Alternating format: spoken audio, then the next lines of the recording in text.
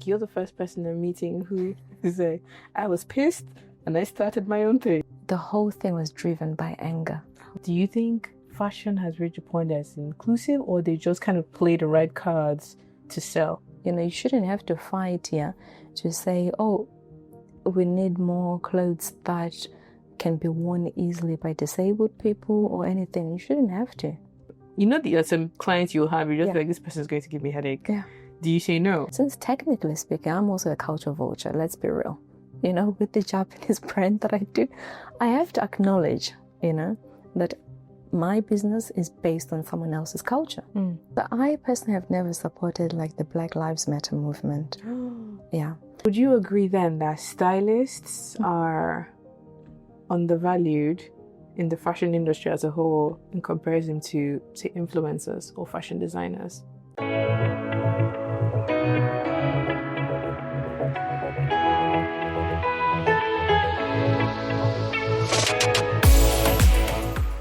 Quick announcement before we get into the episode of the day. If you'd like to sponsor an episode of the podcast, send an email to kimdaydesigns@gmail.com and we can discuss all the details of possibly working together. Hello and welcome to another episode of Fabric of Success. This episode is really special because it is actually the finale episode of season 1. I know.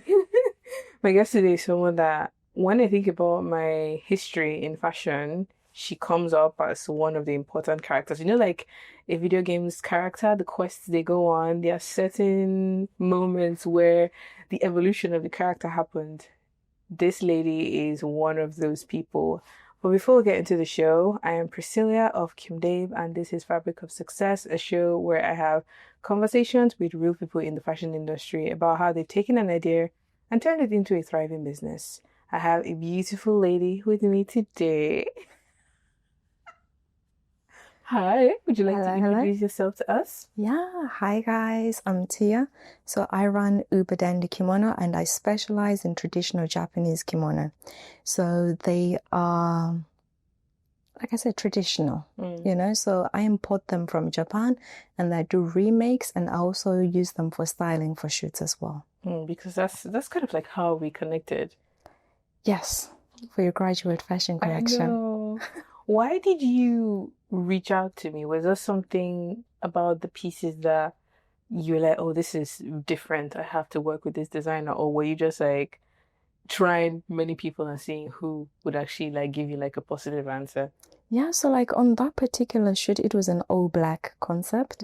Yeah, and I really love the textures of your fashion collection.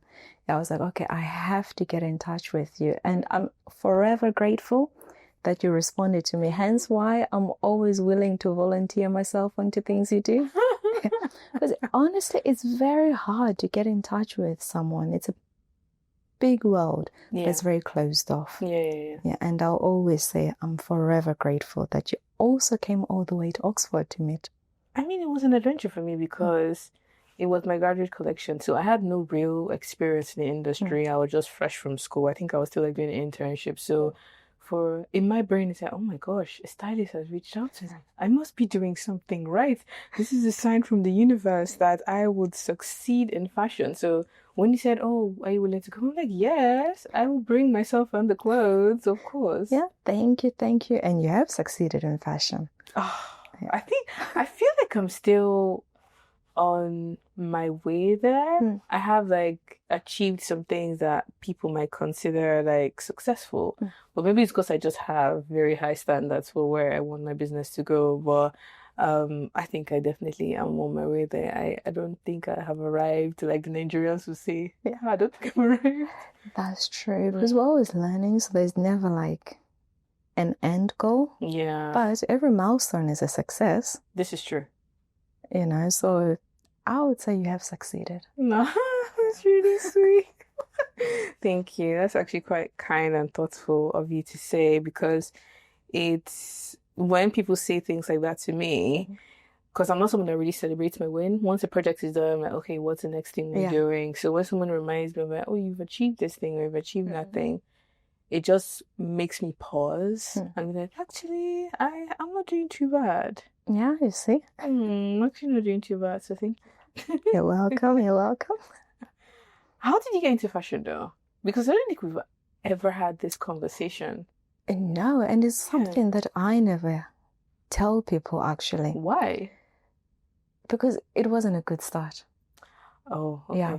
Someone one day made me angry, so I was like, okay, that's it. I'm doing it myself. Oh, Yeah. wait. So you got into fashion because of something someone did to you? Yes. Are you comfortable sharing what the thing is? Yeah. So, okay, one thing that I personally don't like is people that gatekeep information. You know, I personally believe information is supposed to be shared, hence why we can all learn from it. Even if you think you are at the top of your career, you never know what you might learn from someone that's just starting off. You know, so there was an incident where I was trying to get more information within the Japanese kimono themselves, and the people that had the information, they just wouldn't share it. I have no idea why, you know, and even like when they also did their photo shoots, and I'll be like, okay, can I volunteer to assist or anything? Nope, they were very much wanted to keep it as a closed thing, but at the same time, they were sharing images like, oh, look at what we did and this and that, yeah.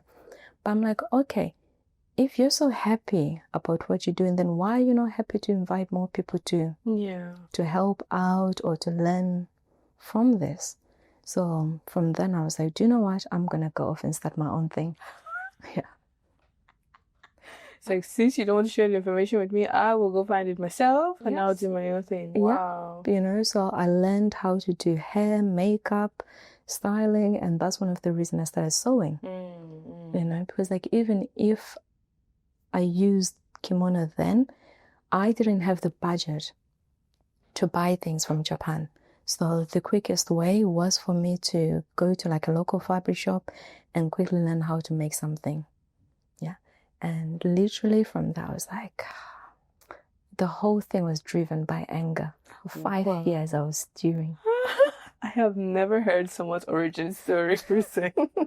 You know how characters in movies evolve into villains because of one moment. Honestly, yeah.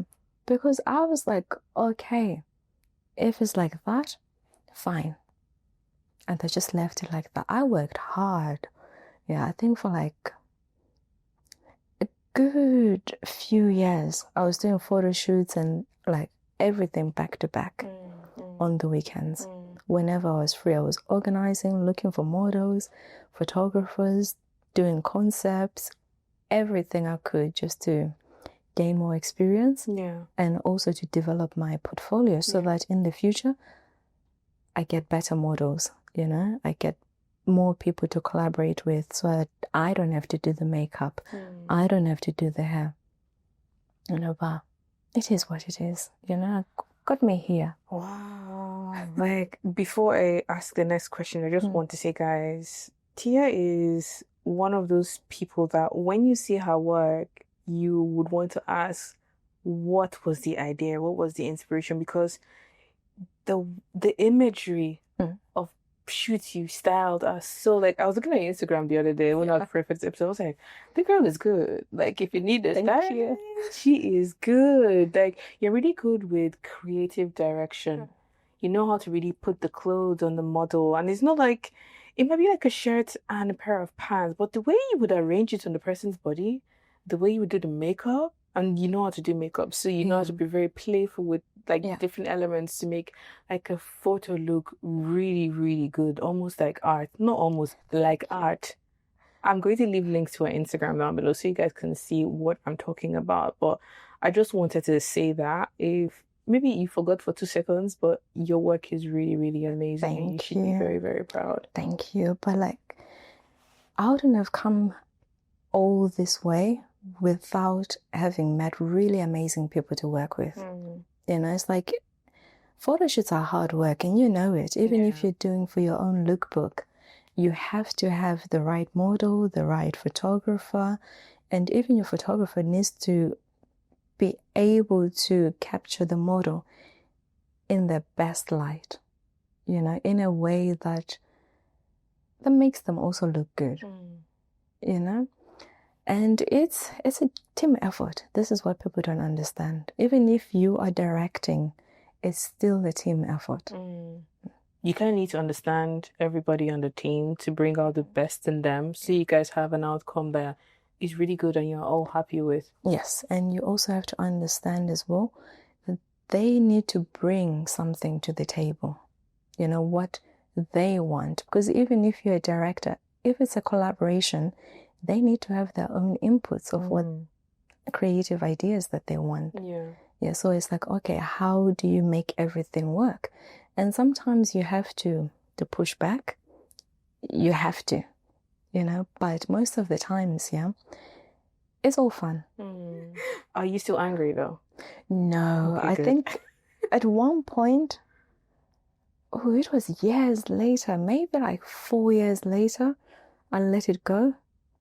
I think I posted like on Facebook when I still used to use it. I was like, okay, this is the incident that happened. I let it go. That's good. Yeah. Good. Because I was just like, I hope she's not still carrying such a heavy emotion. No. Okay, good. Because the thing with like anger and like really like intense emotions is, even though the person might have moved on, they're living their own life, you kind of still like, it weighs you down. Yeah. Sometimes it might manifest as pain in your body or a headache or something. So I'm glad that it was for starting your business, but it's been let go of now. Now, like in terms of course, I channeled that anger into arts. But outside of that, I didn't actually think of it. Okay. Yeah, it's only when someone like reminds me, I'm like, I remember. Because I actually didn't know this. I when I was like, preparing the questions, I was like, actually, I don't know how Tia got into fashion. Because, well, the thing is, you don't want to be telling everyone, oh yes, I got into it because of this. Yeah. Do you be like, I stumbled across it. I just, because most people origin story is like, I saw this person's work and I was inspired, or I woke up one day and I wanted to do something more with my life. Like, you're the first person I'm meeting who is like, I was pissed and I started my own thing. Yeah. So it's like, it's long gone, Okay. They are doing their own stuff now, which I'm very happy for them. But I don't think they're ever aware of that's what caused it. Because I didn't. I was like, okay, yes, I am angry, but it's not something worth speaking of. Yeah. If it makes sense. So I was like, okay, let's move on. Good. I'm glad you kind of have moved on from that and you're doing amazing, amazing things right now. I think the thought that just occurred to me is your entire, like, I don't want to say business model, but your thing, like kimonos. Yeah. How did you get into kimonos? So when was it? Okay, so I've always liked Asian culture. When I was growing up, I used to watch a lot of martial arts movies and Nollywood and Bollywood, So I'm very much into costumes, traditional costumes. Doesn't matter where they're from. Absolutely love traditional costumes. And when I moved to the UK, I got introduced to anime. Right. And from then into the historical dramas. And there was one time, one of the characters, she was wearing a beautiful autumn kimono. Absolutely loved it. I was like, okay, I need to own one. And fast forward now, I think it's like 15 years later or something. Wow. I started in 2008. Yeah, started in 2008. So now I have like over 300 kimono. Yeah. 300? I'm pretty sure that 300 is like just top of my head. Oh my God. Where do you keep them? Because kimonos are not small garments. Where do you keep them? No, so I have like my personal collection, and then I have let's say the stock collection. Yeah. So these are the ones that I'm like, okay, I will sell, but if they don't sell, There's still There's still yours. yeah. Wow, 300. I definitely over. Oh, However, wow. you have to consider that 300 in our community is nothing.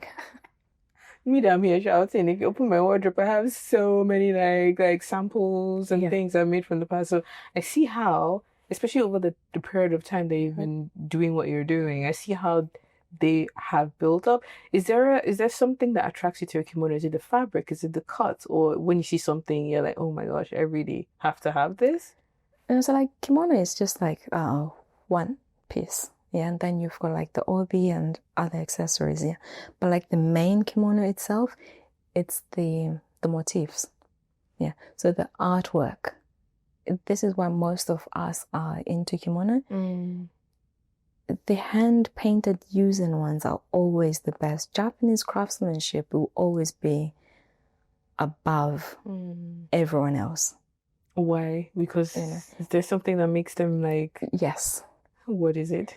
One, they put their heart and soul into craftsmanship. It could be either making a pen, or making a kimono.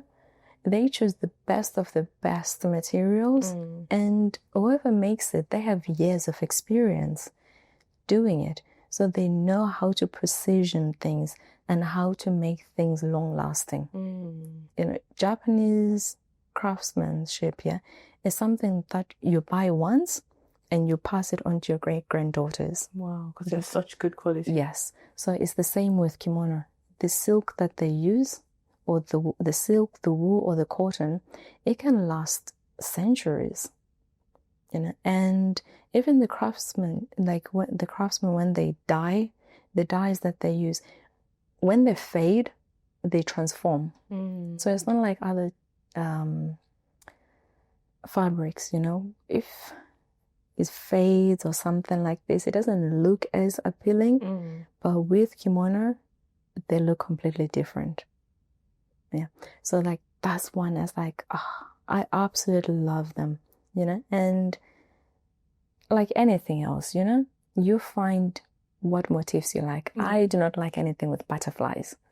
What? Aren't they like pretty? I like butterflies. Butterflies are cute. No, not for me. No. Why? I think it's the way they're drawn. It's like no. Oh, there's so many types of butterflies. Yes, but like with kimono, for some reason, they all draw them the same.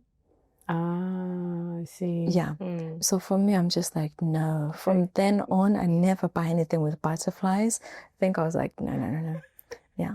But I like autumn. So most of my collection is all autumnal, whether it's boats on a dock, an autumn scene. Like they literally have the whole picturesque scene. And you have some where it's like scattered leaves, like the common, where it's just scattered leaves or scattered whatever pattern it is. So you've got like a wide range to choose from, and you've got like different types of kimono. So you can see why you cannot just have a few. Yeah. You really can't. Yeah. Once you get into it, it's a subculture in its own. Once you get into it, no. It's like people who I'm trying to think of like another subculture in fashion, maybe someone who collects leather jackets or someone who is really into vintage clothing or glasses. So it's like a similar type of wow. Especially with it's like because it's the same with like vintage clothing. You're either interested in this era or in this particular fashion style. So it's a lot, And the problem is, at least you have to find somewhere to store, and they're not easy things to store. That's the only downside. You have to really take care of how you store them. That's why, like, they can survive for a very long time because the Japanese also have a tatoshi paper. So it's like a rice paper. Acid-free rice paper that you always keep them in, and then every now and then you air them out and then you put them back. Because if they're made from really good materials, and you have the ones that are probably hand painted or like woven with so the motif is visible in the fabric. They must be expensive. Yes. What's like the price of like an average kimono? There's never really a price because you can easily buy one for £5, or you can buy one for like £2,000 or more. You know, it like anything.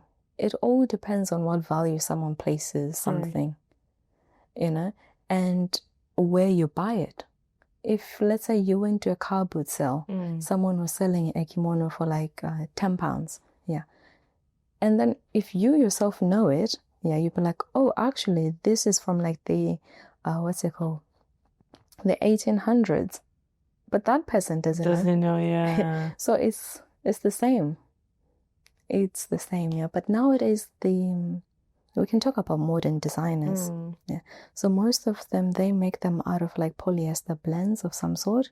And the prices range roughly around £200.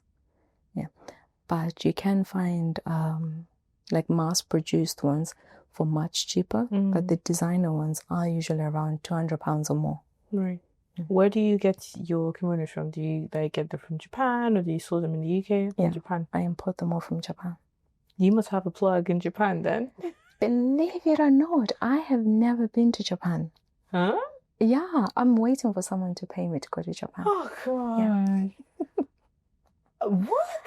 Someone whose entire brand is built around you have to go to Japan with us. So we're actually planning a trip to Japan in like two years. We've saved up the money, so you have to go, because we're just like, I think we're gonna say, oh, so I went to Japan 3 months ago and I came back with this consignment, and you've never been. Never been. What? No, because like it's one of those things. Okay, so it's two reasons. Okay. One, I feel like if I go, my whole conception of Japan might change. Because then you would experience some things that will change your mind. Yes. So sometimes it's better to live in a fairy tale kind of. Trust me.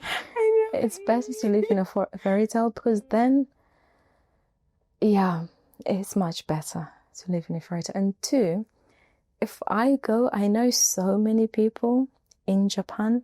They're both foreigners and Japanese people. I feel like it wouldn't really be a holiday. But would it be work? Yeah. Because you have to like meet up with a lot of people. Yes. And even though like I really like the people, still I'll feel so bad if I go and then I like don't meet someone, and then they'll be like, oh, but you didn't come to see me. It's happened to me before in Poland. I was like, but I wasn't in that city, so I couldn't. Yeah. Oh, wow. Yeah, I'll feel really bad. But you should just do a meet and greet. Just tell everybody to come to one place and you all like hang out together. True, but I would still prefer to visit different people. But I think the main thing is like my whole concept of Japan will just change. I think it makes you interesting, and it adds layers of like color to you as a creative, as a person, because when someone meets you, it's not something they would be able to guess. No.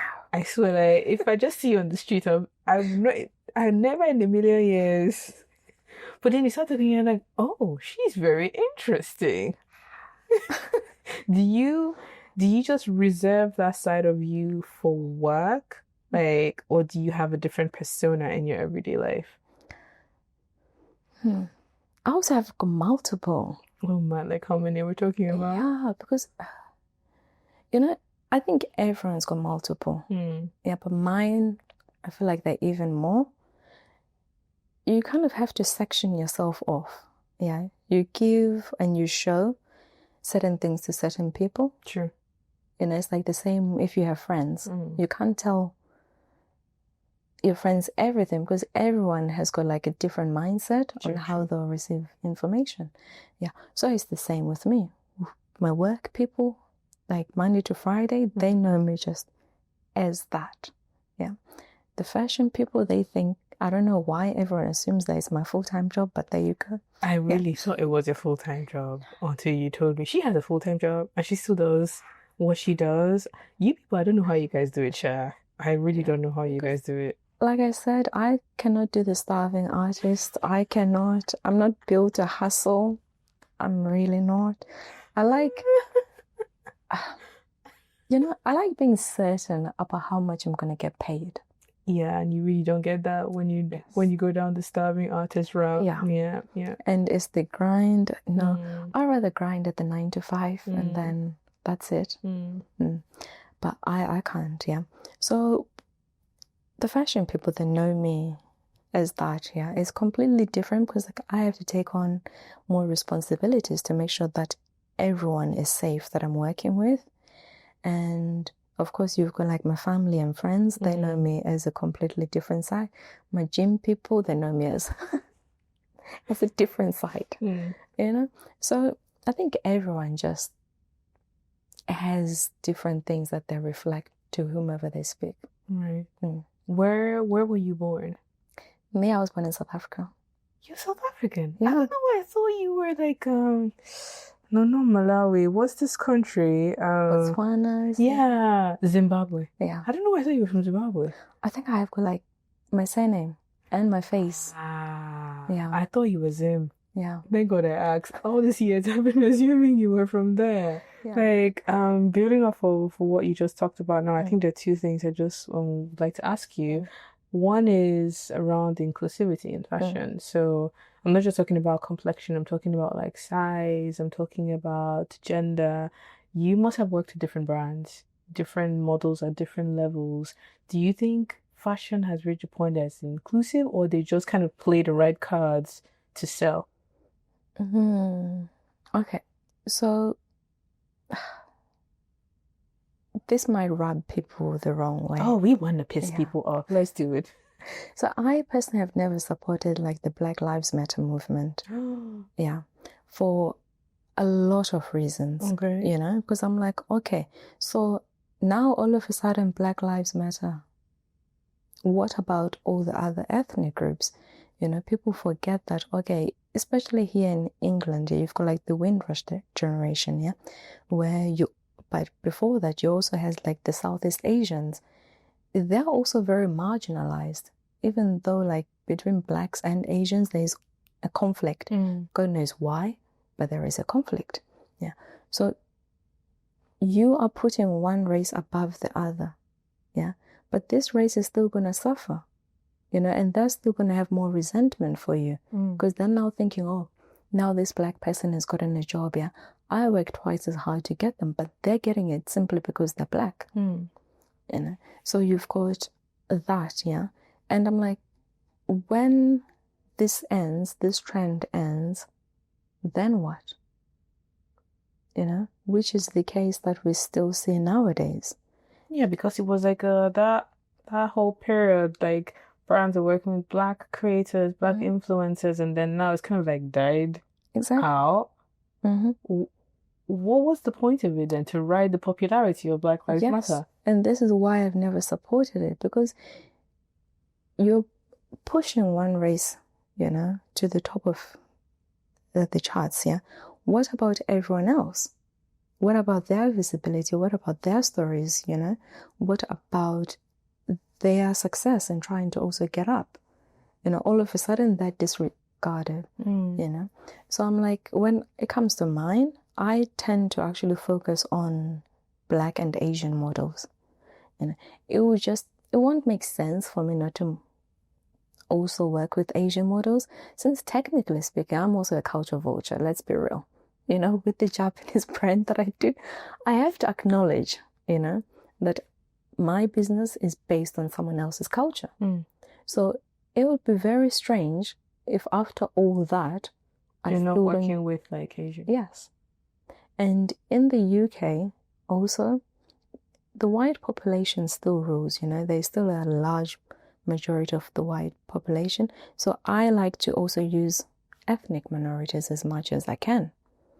But most of the times when I do concepts, it's based on what I think of. Yeah, which model or which ethnic group would suit that particular concept. Right. Yeah. Conversation is getting spicy. I'm enjoying it. Well, so would you then say that you're more for all lives matter or marginalized? For me, okay? Oh, or marginalized lives matter. What does does Tia stand for? Personally, I stand for everyone, you know. Maybe you might not have read, like, I post a lot of like long rants on Instagram. I see them on your stories sometimes, and I'm like, well, she is pissed. Who pissed Tia off today? Who pissed her off today? And it usually wouldn't be like I'll be annoyed or something. It's mostly like what I've observed. Yeah. And I personally go for everyone. You know, I believe that everyone should be on equal footing. So sometimes you see me stand up for men, sometimes you see me calling out men, sometimes you see me highlighting this and that, you know. So everyone should be on a fair ground. You know, everyone should be able to do the things that they like without feeling oppressed or being shunned out or anything else. You know, and services should be available. You know, if you have a disability, it's up to the government to make things much easier for you to access. You know, you shouldn't have to fight here to say, oh, we need more clothes that can be worn easily by disabled people or anything. You shouldn't have to. Yeah, so I personally am like, I really don't care about what race or anything else, but I will always call out things. Straight shooter. Yeah. We like that. It's important, honestly, because something I was reading a book yesterday, and this is like a part of me that I'm working on, and it's actually quite cool talking to someone who is not like striving to be exactly that, but that is a attribute that I want to achieve for myself. Is basically when you believe in something, stand for it and say it, even if it pisses someone off. Because for a long time, it's not like I wanted to be liked by everyone. I avoided confrontation. So if I knew someone might not like something, I would say, I'll keep it to myself. But in the last couple of months, I don't know if it's because I've become a mom, but these days I'm just like, if I don't like something, you will know I don't like it. I might not be rude about it, but you will just get the vibe, okay, she's not really down for this, or she's down for that. So I appreciate the fact that you're just you call things out for what they are, because then it will be known and there's something might be done about it. Yeah, and the thing is, it also opens room for discussion. True.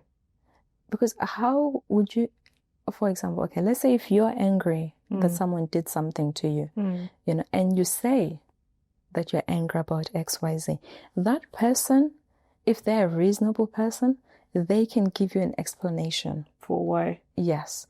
And you can learn from something from their response.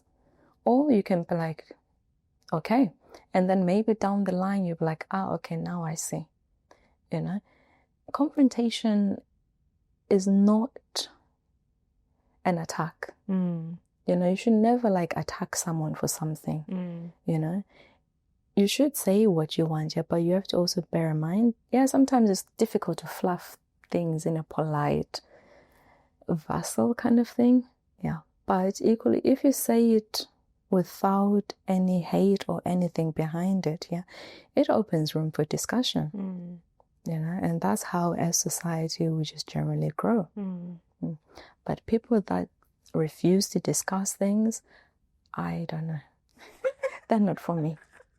Because the people get very triggered when you say something that contradicts what they believe or what they've said. So it can get heated really quickly. But it's like what you said. If the person is reasonable, it might open the floor out to say, okay, let's talk about this. What went wrong? What can we work on? What can be improved? So it is not an attack, like you said. Yeah. We've learned a new tip today. Okay. The second question I was going to ask around like what you mentioned earlier on was around what was it again? So one was inclusivity, The other one was, oh, it's in the fashion industry. My memory is failing. God. Yeah, my memory is failing. But let me go to my bank of questions. I think it might be one of the things that I noted on here. Ah, this one. So would you agree then that stylists are undervalued in the fashion industry as a whole in comparison to, say, influencers or fashion designers? Yes. Ooh. Yeah. I think stylists and designers, both of them, especially if you're an independent designer or recently graduated, because with styling, people don't understand how difficult it is to get a response from designers. If you're not have connections, from like with a PR agency, it's practically impossible to do a whole entire photo shoot, with big name brands without actually buying them and returning them or whatever. It's really difficult to get responses from designers as a whole. Even someone at your level? Yes. Wow. Very difficult.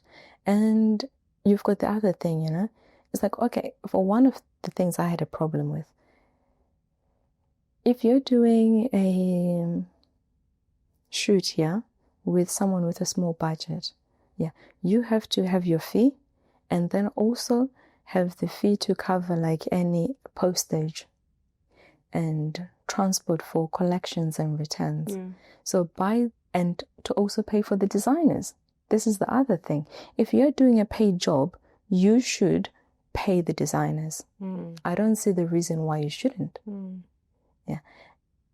And people do not consider this. They think clothes just materialize out of nowhere. Equally for designers, people don't consider, okay, if a zipper is broken on return, this is time and money to fix the zipper. If for some reason you told someone, do not sit on this garment with wearing this garment, and then they sit and then something in the garment breaks or anything, that's you having to redo that garment entirely. So there's a lot of things that people don't consider that adds on to why the job is undervalued. Because especially nowadays with fast fashion, people don't understand why some clothes are so expensive. It's the same, and they think, oh, yeah, you're just a designer, can you just make me this? I'm like, no. I just can't just there's a lot, but fast fashion has ruined it, and I'm guilty of it as well as a stylist, because sometimes I'm like, okay, it's so hard for me to get designer items. I'll just use fast fashion stuff that I can just buy and return just out of the convenience of it, because I'm like, the headache it brings, it's not worth it. It's really, really not worth it. Have you ever been in a situation where you were planning for a shoot and you needed like an extra item to complete your look, where you could have made it if you had the time, but then you, out of convenience, went onto the high street and bought something and used that instead? Yeah, plenty of times. It's just, sometimes it's convenience. For me, especially, that works full time. Unless if I've planned for something well in advance, I can't. I cannot. And sometimes my assistants are not available to help with the sewing. So it's just easier just to buy. Interesting. What is so you work full time, Monday to Friday, you have a full-time job. If, say, on Saturday you have work for like the other side of your life, your business, what's like a typical creative work day like for you?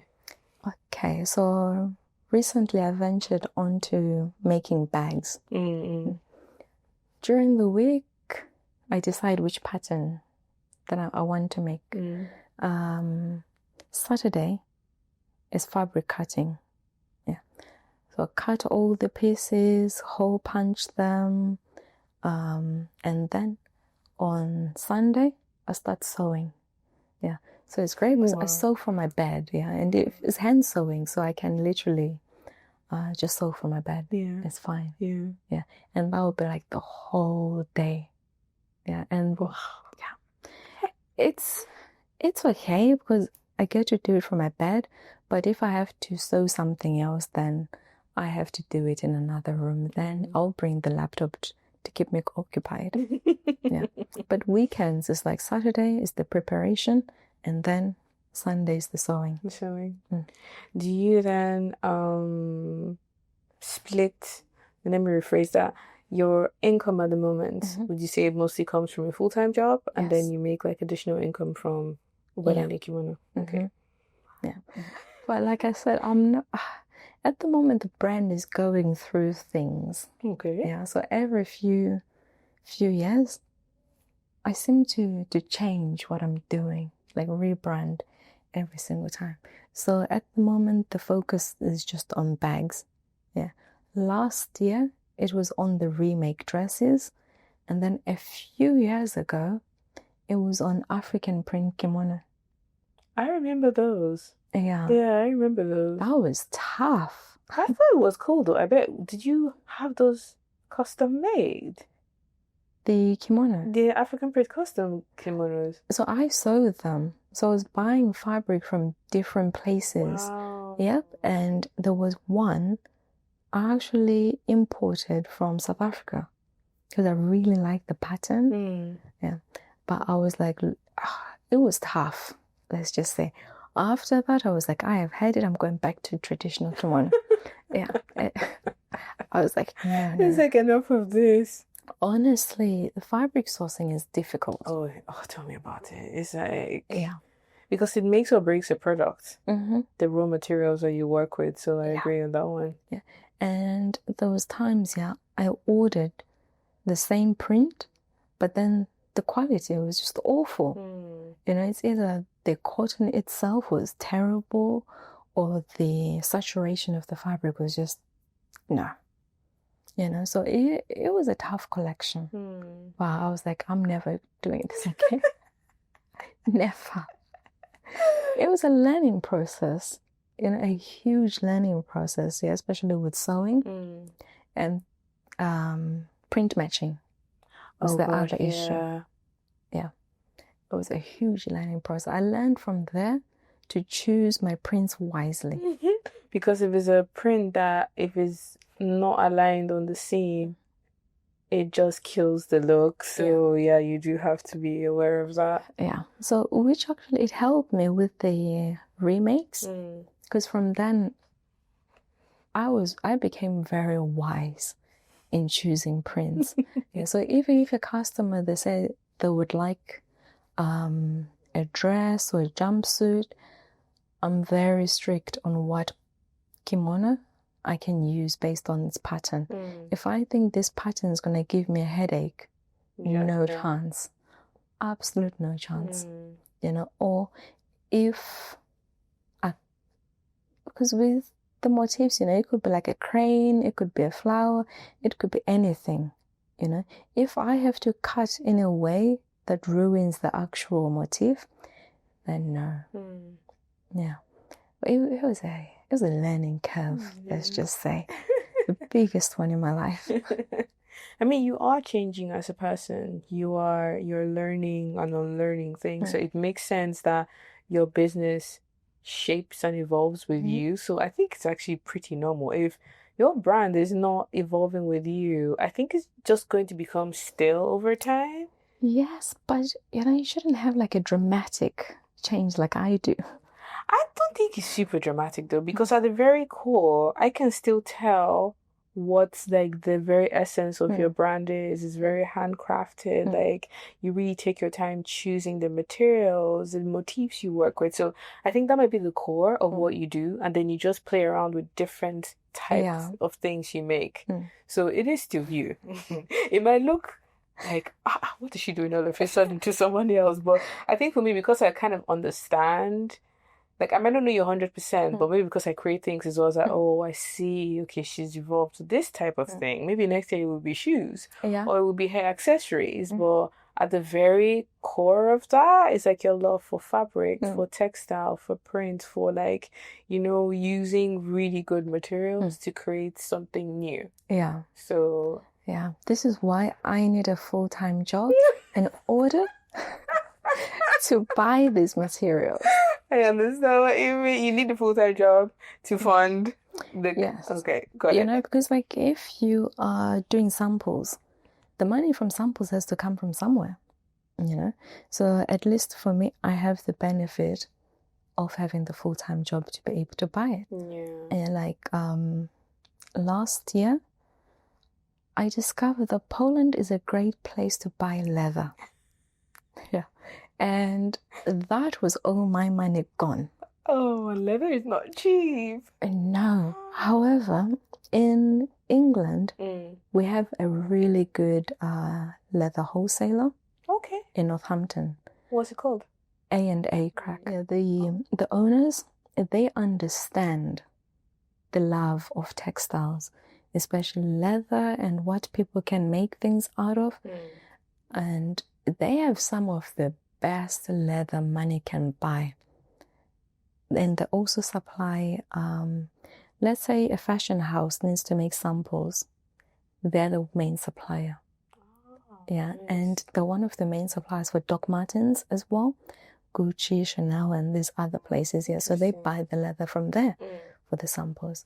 However, in Poland, yeah, it was the end of me. So I'm always going to Poland. Yeah. However, one day I was like, oh, what else can I do?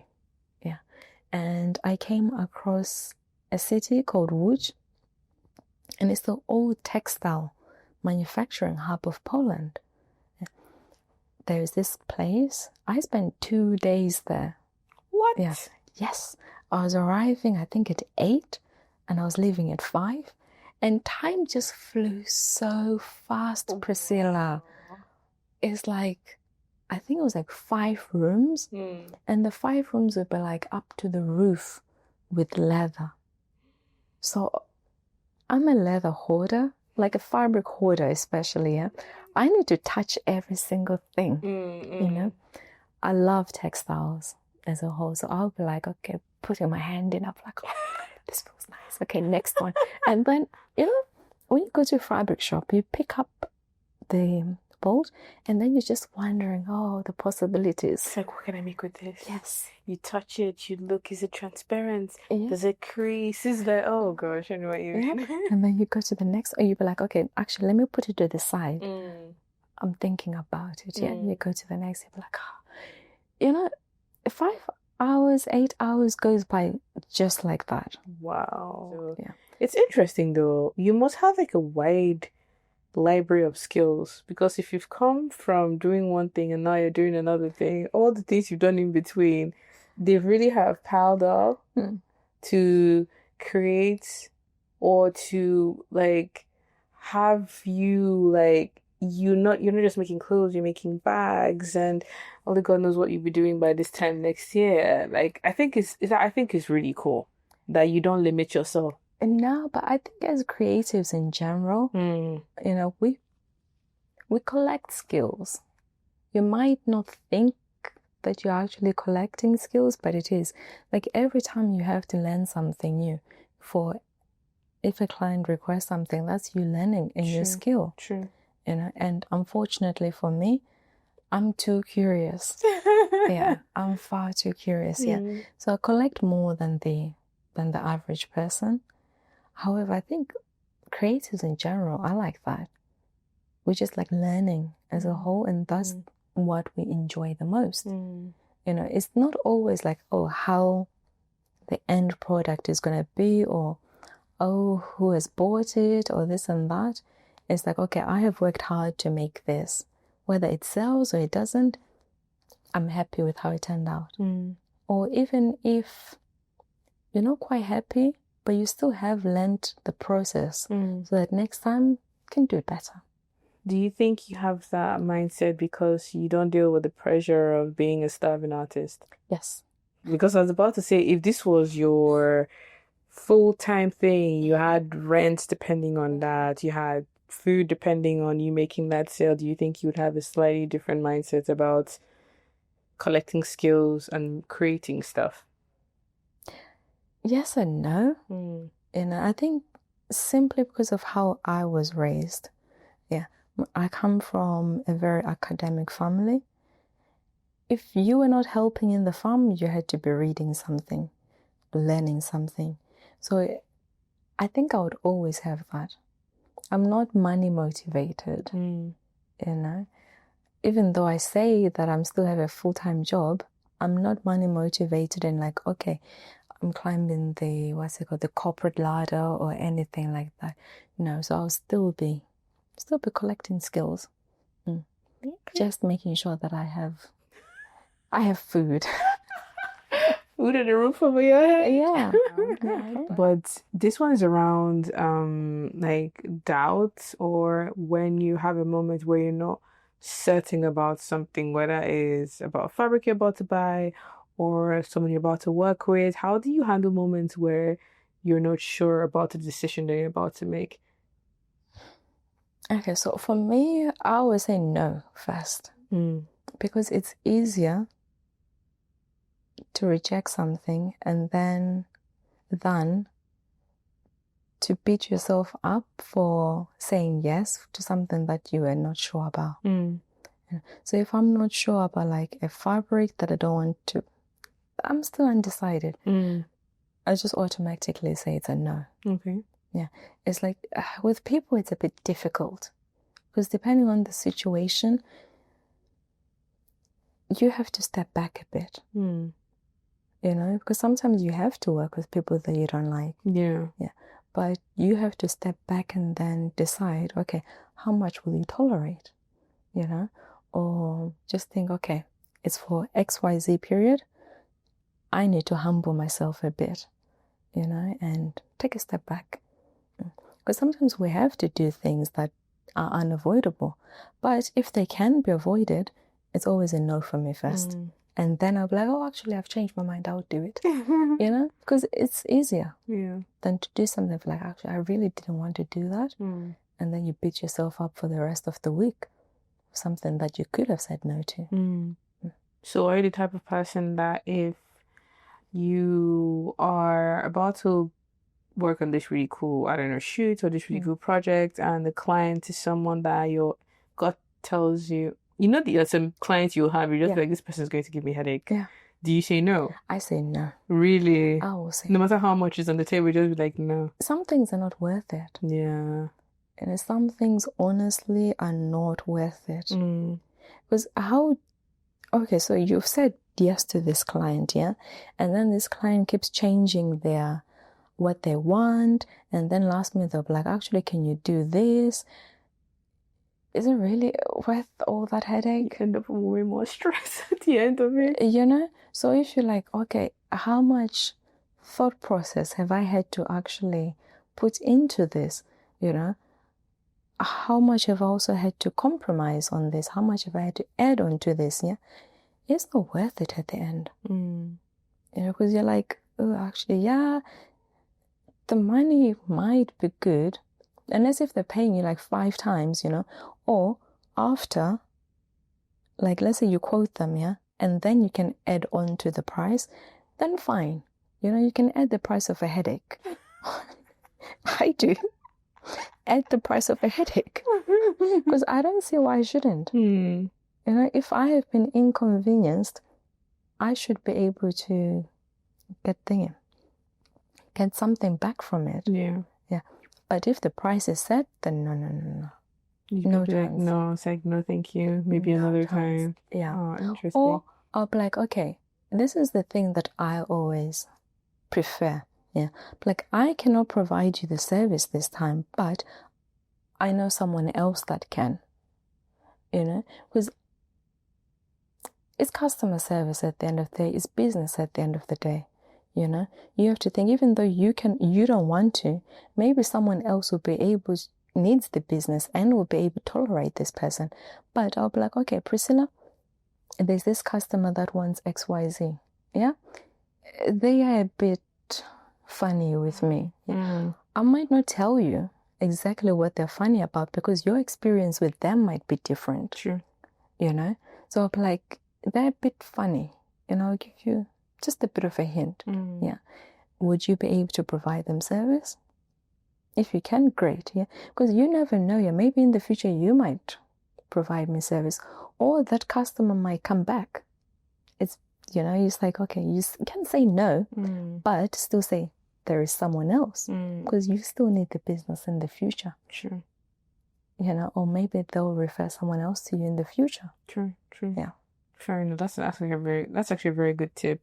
Because every now and again I do encounter like whether this is with like partnership or collaborations, I can just tell the person or the brand is going to be such a hassle, rather than say yes when deep down your instinct is telling you, oh, don't do it. Just like recommend somebody else. Yeah. That might actually be able to handle, because there's people who are really good at handling like challenging clients, and maybe they build structure in place that we tell them, oh, this is how we do things. This is what happens if this doesn't happen. So they know how to deal with people or like opportunities like that. Oh, that's actually a very good tip there. Yeah. I need to keep that in mind for next. And it's like, you're not turning them away entirely. You just redirecting to somebody else. Yeah. Because they might always come back. Because if you flat out say no, they'll be like, well, that's it. Yeah. Taking my money somewhere else. True. Oh, that's interesting. Thanks for sharing. That's okay. My kind of final question in this segment is, do you think personal style is dead because of social media, fast fashion, and media as a whole, and pop culture? Like, remember when we would actually take our time and like create looks because we liked the garment, or because we saw like a fabric we liked and built like an entire outfit around that. But we've reached a part in civilization and just pop culture as a whole where there is this person who is now become so famous and everyone builds their identity around this person. Would you then agree and say, yeah, personal style is gone? That's out the window? Yes and no. Simply because you have some people that like to follow trends, but you also have the other people that don't spend as much time on social media. Sure.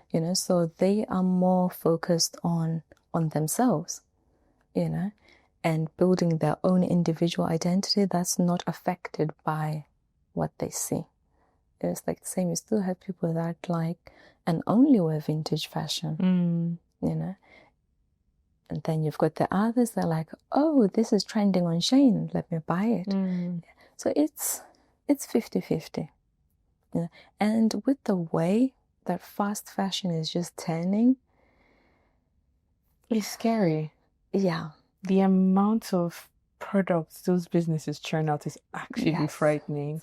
And I think the main problem is like there is more products being made, but they're made from materials that cannot be easily recycled. If you cannot dye something, it's a problem. If you cannot upcycle it to something else, it's a problem, because what makes you think that the next person is going to be able to do anything better than you did? Sure. Yeah. So with the personal style thing, it's 50-50. You've got people that follow trends, people that just are not plugged into social media as much.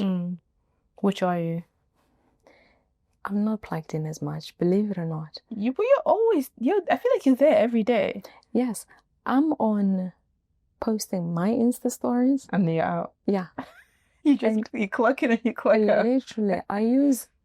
Because I don't use WhatsApp. I feel like WhatsApp is too invasive. Always have. Yeah. So I use Instagram for DMs because it's just easier with the jobs I do to share accounts or to share inspo. It's just much easier. So I use it like for the DMs and animal videos. Yeah. And anything else is like spamming people with my posts. That's it.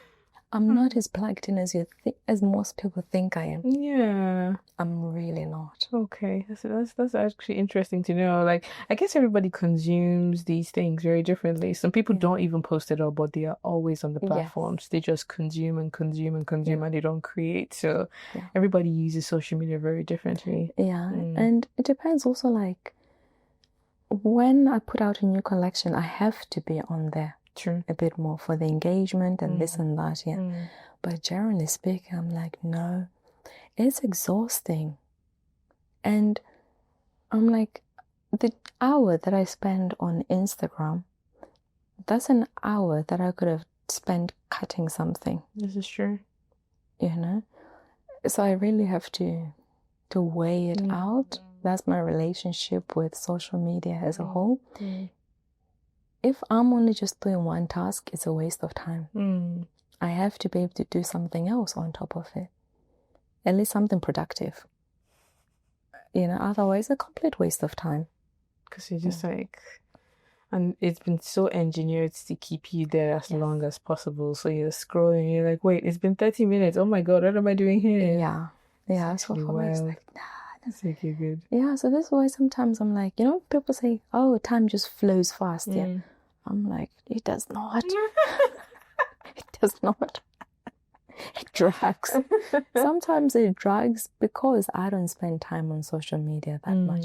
And, or unless if you've got project deadline, yeah, if you're just sewing away, you feel every hour just burning out, especially on a project that you don't really want to do.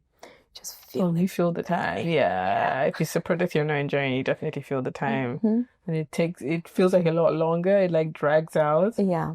You know, so I think I understand time a bit more because of that. Yeah. Okay. Oh, this is just so good. Look at you. You're like, oh, I'm not that chatty. I feel like if the questions are right, that's what I've noticed. If the questions are right, you get really into the responses, and I love that. Yeah, and like I like fabric in general, so like I can talk about fabric forever. The sort of like end of the pod is like a rapid fire round, so it's like this or that. You just pick one. Okay. So you pick whichever you would want to experience. So some of these are like around style, some are around like business, around design, but I think I have like 6 or so here, and we'll just like go through them one after the other. Okay. Are you ready? Yeah. Would you rather be on the cover of Vogue or Forbes? Forbes. Oh, okay. Would you rather build a luxury brand that dominates fashion weeks or revolutionize street fashion from the ground up? Revolutionize. Okay, I thought you were gonna say that. Feminine aesthetic or genderless edge? Genderless. Really? Yeah. Okay. Even though my recent stuff is very because I'm like, okay. Yeah, genderless. Okay. Luxury labels or loud logos? Luxury labels or loud logos? So I guess you could say old money aesthetic or like Gucci, Versace, like you can see the branding everywhere. No, I personally don't like wearing anything with branding. Yeah. So like luxury labels then. Okay. Statement shoes or signature jacket? Ooh. I knew this was going to be a tough one for you because the last time I met you had a really cool jacket on, and today your shoes are so cool. So I'm just like, ooh. Statement shoes. Really? Yeah, but then I only have 2 pairs. Yeah, I only have 2 pairs of shoes in my closet. Really? Yeah. What? Yeah. Wow. Okay. The final one is build a legacy brand or be a serial entrepreneur. Legacy brand. And I have a reason why. Okay, why? Okay. First of all, it depends on what you define legacy. This is true. Yeah. For me, for example, like when I said that you're successful, you know, your brand has become successful. Because let's say if someone Googles, you know, Kim Dave designs on how to make a circle skirt, the internet always remains. True. You know, so that's a legacy that you have left. Think about it, yeah? So, or who knows where the podcasts are going to go. In the future, someone might reference a particular episode that's a legacy in itself. You know, you are leaving a legacy as you go, you know, in your path. Yeah. So it's the same for me. When people look up, you know, modern Japanese kimono, yeah, the legacy that I want to leave is that someone is able to reference me somewhere. You know, someone is able to find me on Pinterest somewhere. Wow, you know? That is cool. Yeah. So it's not entirely, you know, like either financial or really well known or something like this, yeah. Is to be able to help someone in the future. That's what I consider a legacy. That's actually a very like cool way to look at it though, because I never really think about, because I'm just like go, do. But it's, if there is, I won't say a paper trail, but if there is evidence of something you've created and in a couple of years it can still add value one way or the other, I guess that's a legacy. Yeah. And I feel like people do not appreciate themselves more in this kind of thing. Because when they think legacy, it's like, oh, money is usually the biggest marker. Yeah, or children. This is true. Male children in some countries. Yeah. But it's what you yourself are proud of. You know, the breadcrumbs that you have left. You know, that's a legacy in itself. So one final question and then we'll wrap up the show. The question is, what is your fabric of success? It's a difficult question. That's why I like the question, and people interpret it many different ways. Okay, what's your fabric of success? Oh, wow. And then I can think of my response. Oh, wow. I think at this point of my life, I think it's allowing myself to dream big. Because for a short period of time, like 2 years ago, like last year even, I don't just know what it was, but I noticed that I was not allowing myself to really like imagine a future that was not realistic. So if it seemed like it's something that would not be possible, or someone might laugh at me if I say it, I noticed I was not allowing myself to really dream big like that. But that's something that I think personally, if I slowly find my way back to that point where I open my mind up to the possibilities of anything that I can do, I give myself permission to actually pursue them. Okay. So I feel like that at this point of my life, I think that's where I am. Yeah. That's a good one, because we always pressurize ourselves quite a lot, which is mine, actually. Kind of like a similar experience as you, because of how well the African print collection was. I still don't feel like I can ever do another collection as good as that one. Really? Yeah. Especially like, because it was like 4-part series, especially the first part. Yeah. The collection was good, you know, and with the remakes, despite, you know, like the fashion history and everything else that I put into it, yeah, I don't think I can ever make another collection as good as that one, unless if somehow I got like 20 hands helping me. Really? So in terms of like success, it's a difficult question, you know? But for me, it would be just to enjoy each fabric. Yeah, enjoy each project as it comes. Yeah, I think that would be that. And because I've had moments when an order has come through, done it, sent it off without actually ever enjoying either the fabric or the process or anything else. Yeah. Especially with kimono, like I need time to admire it and put my hands all over it. Yeah. So it's just to slow down and enjoy the process. That's what I would say, you know. And to hold myself to such high standards, even though it's impossible. When I look back at that collection, that's why I removed it from my Instagram. Really? Because I was like, it's a tough one to match. A really, really tough one. I feel like that last question made us go like really deep and yeah. Yeah, because it's a tough one, because you can only answer that question based on hurdles that you've had to jump. True.